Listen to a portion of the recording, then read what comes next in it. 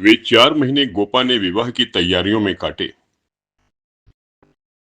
मैं महीने में एक बार अवश्य उससे मिल आता था, पर हर बार खिन्न होकर लौटता। गोपा ने अपनी कुल मर्यादा का न जाने कितना महान आदर्श अपने सामने रख दिया था। पगली इस भ्रम में पड़ी हुई थी कि उसका यह उत्साह नगर में अपनी यादगार छोड़ जाएगा। यह न जानती थी कि यहाँ ऐसे तमाशे रोज होते हैं और आए दिन भुला दिए जाते हैं। शायद वह संसार से यह श्रेय लेना चाहती थी कि इस गई बीती दशा में भी लेटा हुआ हाथी 9 लाख का है। पग पग पर उसे देवनाथ की याद आती। वह होते तो यह काम यूं कट न जाता। वह होते तो यह काम यूं ना होता, यूं होता और तब रोती। मदारी लाल सज्जन है, यह सत्य है, लेकिन गोपा का अपनी कन्या के प्रति भी तो कुछ धर्म है। कौन उसके 10-5 लड़कियां बैठी हुई हैं, वह तो दिल खोलकर अरमान निकालेगी। सुन्नी के लिए उसने जितने गहने और जोड़े बनवाए थे, उन्हें देखकर मुझे आश्चर्य होता था। जब देखो कुछ न कुछ सी रही है। कभी सुनारों की दुकान पर बैठी हुई है, कभी मेहमानों के आदर सत्कार का आयोजन कर रही है। मोहल्ले में ऐसा बिरला ही कोई संपन्न मनुष्य होगा जिससे उसने कुछ कर्ज ना लिए हो। वह इसे कर्ज समझती थी, देने वाला दान समझकर देते थे। सारा मोहल्ला उसका सहायक था। सुन्नी अब मोहल्ले की लड़की थी। गोपा की इज्जत सबकी इज्जत है, और गोपा के लिए तो नींद और आराम हराम था। दर्द से सिर फटा जा रहा है। आधी रात हो गई, मगर वह बैठी बैठी कुछ न कुछ सी रही है, या इस कोठी का थान धान उस कोठी में कर रही है। कितनी वात्सल्य से भरी आकांक्षा थी कि देखने वालों में श्रद्धा उत्पन्न कर देती थी। अकेली औरत, वह भी आधी जान की, क्या क्या करे। जो काम दूसरों पर छोड़ देती, उसी में कुछ न कुछ कसर रह जाती है, पर उसकी हिम्मत है कि किसी तरह हार नहीं मानती। पिछली बार उसकी दशा देखकर मुझसे न रहा गया। बोला, गोपा देवी, अगर मरना ही चाहती हो तो विवाह हो जाने के बाद मरो। मुझे भय है कि तुम उसके पहले ही न चल दो। गोपा का मुरझाया हुआ मुख प्रमुदित हो उठा। बोली, इसकी चिंता न करो भैया। विधवा की आयु बहुत लंबी होती है। तुमने सुना नहीं, रान मरे न खंडर ढहे। लेकिन मेरी यही कामना है कि सुन्नी का ठिकाना लगाकर मैं भी चल दूं। अब और जीकर क्या करूंगी, सोचो। क्या करूं? अगर किसी तरह का विघ्न पड़ जाए तो किसकी बदनामी होगी। इन 4 महीनों में मुश्किल से घंटा भर सोती रहूंगी। नींद नहीं आती, और मेरा चित्त प्रसन्न है। मैं मरूं या जीऊं, मुझे यह संतोष तो होगा कि सुन्नी के लिए उसका बाप जो कर सकता था, वो मैंने कर दिया। मदारी लाल ने अपनी सज्जनता दिखाई, तो मुझे भी अपनी नाक रखनी है ना। एक देवी ने आकर कहा, बहन जरा चलकर देख लो, चाशनी ठीक हो गई है या नहीं। गोपा उसके साथ चाशनी की परीक्षा करने गई और एक क्षण के बाद आकर बोली, जी चाहता है सिर पीट लूं। तुमसे जरा बात करने लगी, अगर चाशनी इतनी कड़ी हो गई कि लड्डू दांतों से लड़ेंगे। किससे क्या कहूं। मैंने चिढ़कर कहा, तुम व्यर्थ का झंझट कर रही हो। क्यों नहीं किसी हलवाई को बुलाकर मिठाइयों का ठेका दे देती हो। फिर तुम्हारे यहां मेहमान ही कितने आवेंगे। उनके लिए यह तुम्हार बांध रही हो। 10-5 की मिठाई उनके लिए बहुत होगी। गोपा ने व्यथित नेत्रों से मेरी ओर देखा। मेरी यह आलोचना उसे बुरी लगी। इन दिनों उसे बात बात पर क्रोध आ जाता था। बोली, भैया तुम यह बातें न समझोगे। तुम्हें न मां बनने का अवसर मिला, न पत्नी बनने का। सुन्नी के पिता का कितना नाम था, कितने आदमी उनके दम से जीते थे, क्या यह तुम नहीं जानते? वह पगड़ी मेरे ही सिर तो बंधी है। तुम्हें विश्वास न आएगा, नास्तिक जो ठहरे, पर मैं तो उन्हें सदैव अपने अंदर बैठा हुआ पाती हूं। जो कुछ कर रहे हैं वह कर रहे हैं। मैं मंद बुद्धि स्त्री भला अकेली क्या कर लेती? यही मेरे लायक है, यही मेरे प्रकाश है। यह समझ लो कि यह देह मेरी है, पर इसके अंदर जो आत्मा है वह उनकी है। जो कुछ हो रहा है उनके पुण्य आदेश से हो रहा है। तुम उनके मित्र हो।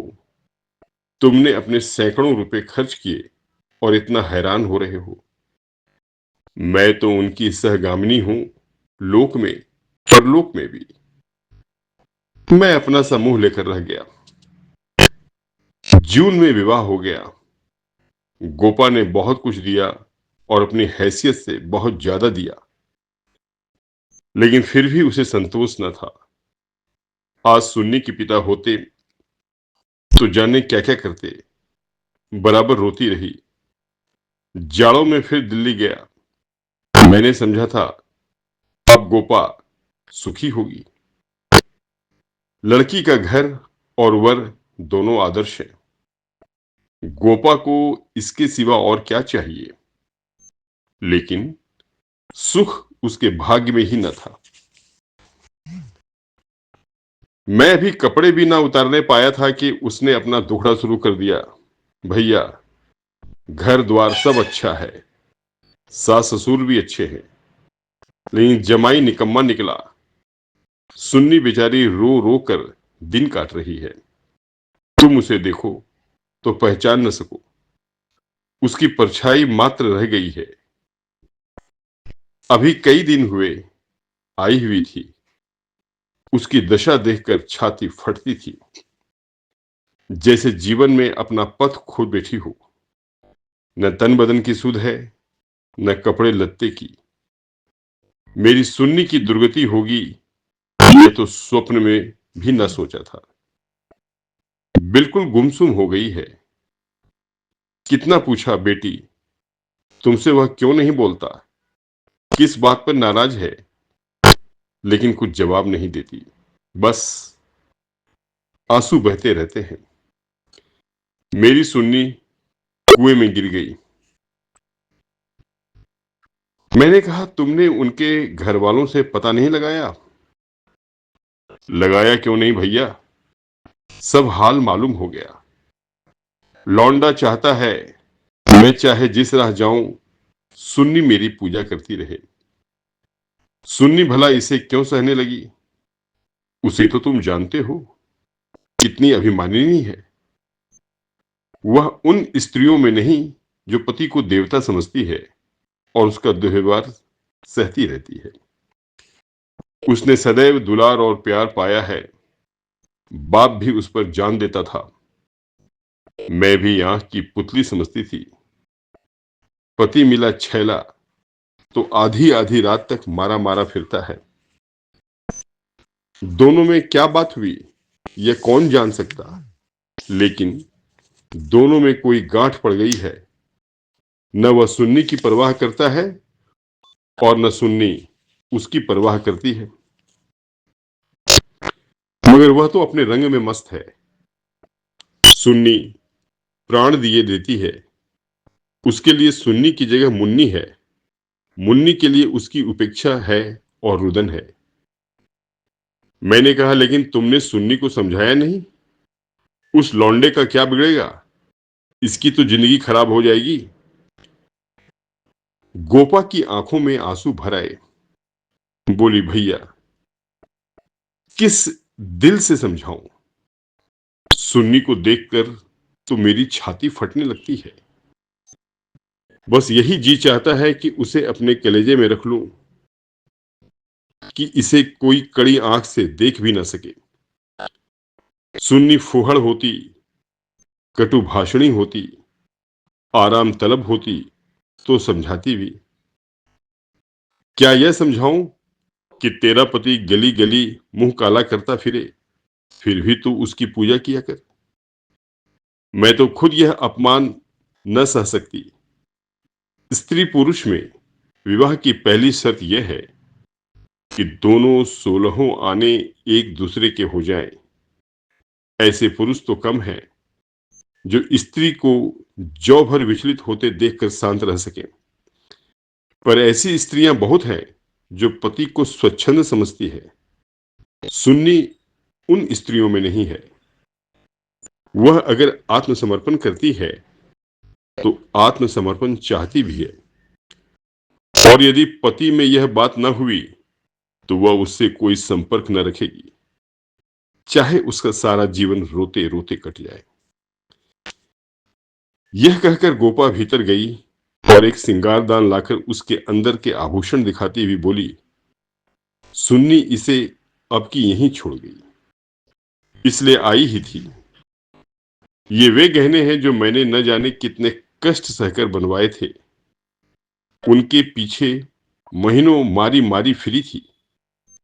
यूं कहो कि भीख मांगकर जमा किए थे। सुन्नी अब इनकी ओर आंख उठाकर भी नहीं देखती। पहने तो किसके लिए, सिंगार करे तो किस पर। 5 संदूक कपड़ों के दिए थे। कपड़े सीते सीते मेरी आंखें फूट गई। यह सब कपड़े उठाती लाई। इन चीजों से जैसे उसे घृणा हो गई है। बस कलाई में 2 कांच की चूड़ियां और एक उजली साड़ी, यही उसका सिंगार है।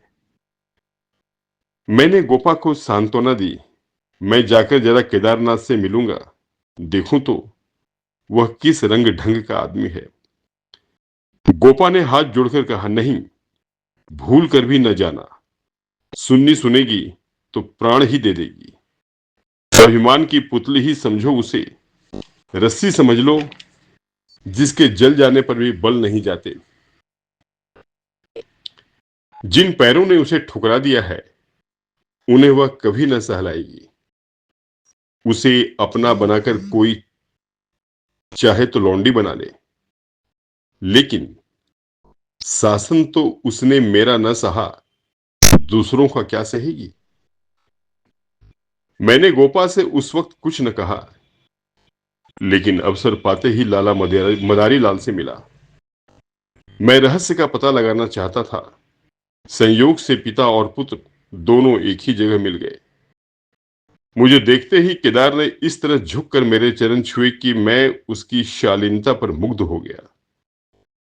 तुरंत भीतर गया और चाय, मुरब्बा और मिठाइयां लाया। इतना सौम्य, इतना सुशील, इतना विनम्र युवक मैंने न देखा था। वह भावना ही न हो सकती थी कि इसके भीतर और बाहर में कोई अंतर हो सकता है। जब तक रहा सिर झुकाए बैठा रहा।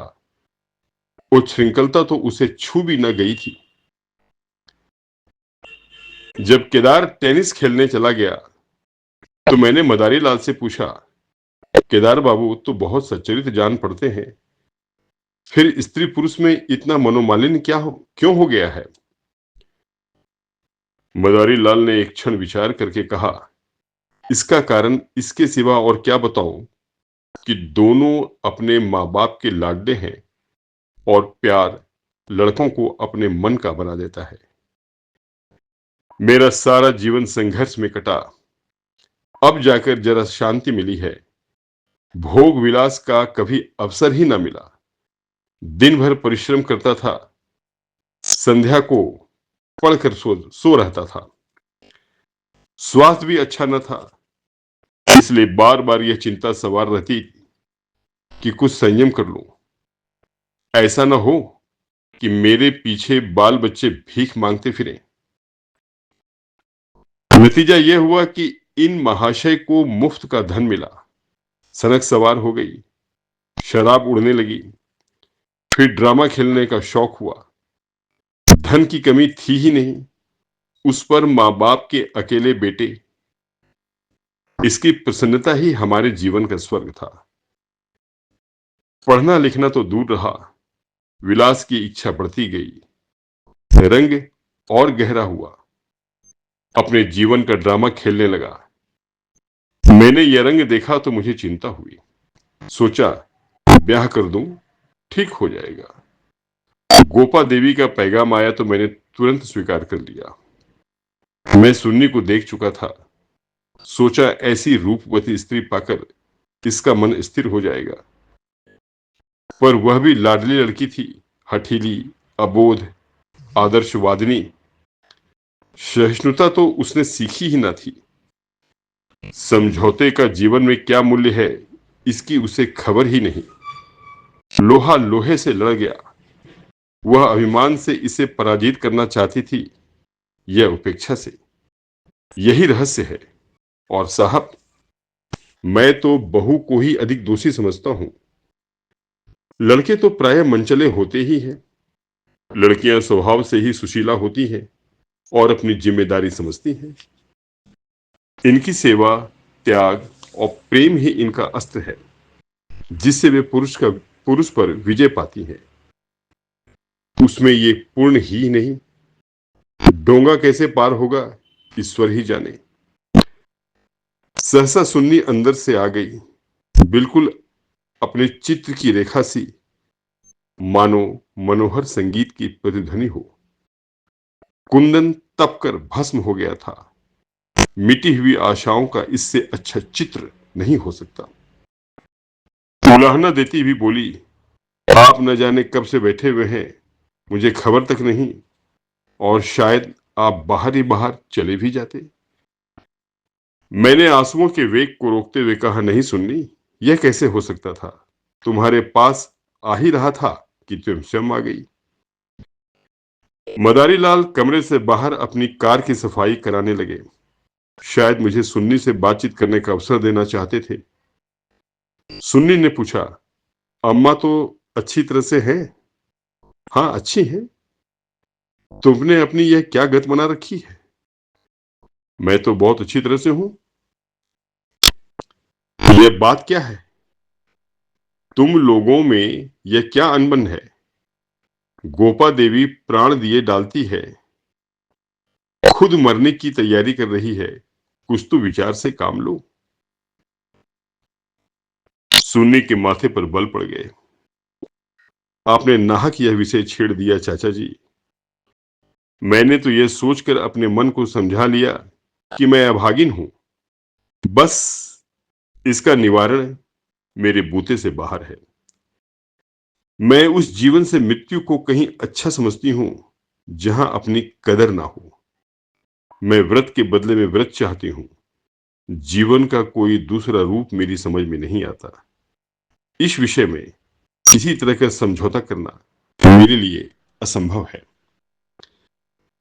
नतीजे की मैं परवाह नहीं करती, लेकिन नहीं चाचा जी, इस विषय में अब कुछ न बोलिए, नहीं तो मैं चली जाऊंगी। आखिर सोचो तो, मैं सब सोच चुकी और तय कर चुकी। पशु को मनुष्य बनाना मेरी शक्ति के बाहर है। इसके बाद मेरे लिए अपना मुंह बंद कर लेने के सिवा और क्या रह गया था।